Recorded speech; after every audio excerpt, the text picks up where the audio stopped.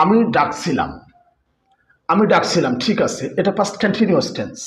অতীতকালে কিছু সময় ধরে কাজটা চলছিল। আমি ডাকছিলাম, তারা ফুটবল খেলছিল, সে মাছ ধরছিল। এই যে এগুলো সব কিন্তু অ্যাক্টিভ সেন্টেন্স। আমি ডাকছিলাম, এখানে সাবজেক্ট পাওয়া যাচ্ছে, সরাসরি সাবজেক্টকে আমি। আই ওয়াজ কলিং, এটা ফার্স্ট কন্টিনিউয়াস টেন্স। আচ্ছা, ফার্স্ট কন্টিনিউয়াস টেন্সের প্যাসিভটা কেমন, কিভাবে চিনবা তোমরা? প্যাসিভ মানে কি জানো? যেখানে সাবজেক্ট পাওয়া যায় না, অস্পষ্ট থাকে। যেমন ওই যে বললাম আমি ডাকছিলাম, এটা অ্যাক্টিভ। আমি ডাকছিলাম, এখানে আমি সাবজেক্ট, সে ডাকছিল, সে সাবজেক্ট। কিন্তু আমাকে ডাকা হচ্ছিল, এটাও পাস্ট কন্টিনিউয়াস টেন্স, কিন্তু প্যাসিভ। আমাকে ডাকা হচ্ছিল মানে কেউ একজন আমাকে ডাকছিল, সেটা কিন্তু বোঝা যাচ্ছে না, কে ডাকছে সেটা কিন্তু বোঝা যাচ্ছে না। আমাকে ডাকা হচ্ছিল। যখন প্যাসিভ হবে তখন প্যাসিভ স্ট্রাকচার ব্যবহার করতে হবে। স্ক্রিনে লক্ষ্য করো, পাস্ট কন্টিনিউয়াস টেন্সের প্যাসিভ স্ট্রাকচারটা কেমন?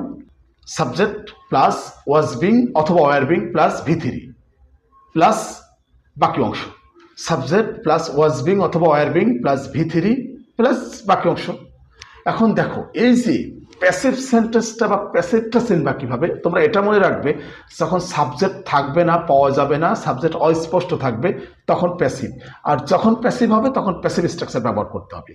তো চলো উদাহরণ প্র্যাকটিস করি। যেমন তাদেরকে ডাকা হচ্ছিল, তাদেরকে কারা কে ডাকছে উল্লেখ নেই, তাদেরকে ডাকা হচ্ছিল। They were being called, they were being called. মাকে ডাকা হচ্ছিল, mother was being called. Plural হলে ওয়ার ব্যবহার করতে হয়, প্লুরাল হলে ওয়ার, বাকি সব ক্ষেত্রে ওয়াজ।